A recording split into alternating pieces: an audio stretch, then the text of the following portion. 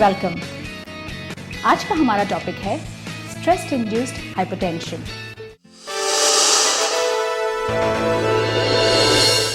Vani is essentially a 35-year-old girl. She's a housewife. She's not overweight. She tested herself. She found that she has high blood pressure. This is essentially stress-induced hypertension, which goes on for a long time. So initially, once in a while, अगर आपका blood pressure बढ़ जाता है, then the doctor might not really bother. He might say, oh, you know what, just one-off case where your blood pressure is high.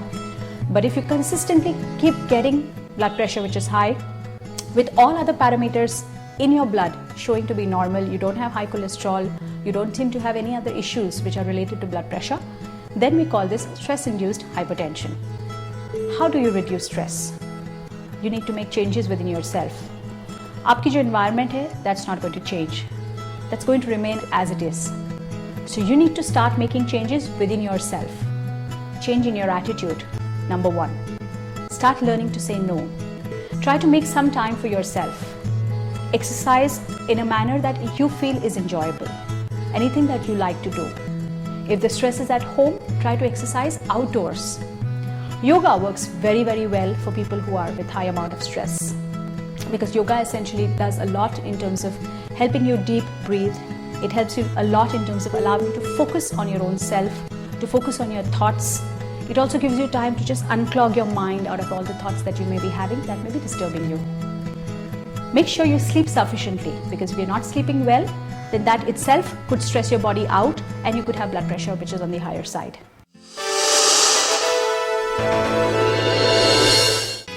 In terms of your diet, you can reduce and you must reduce the total amount of salt in your diet.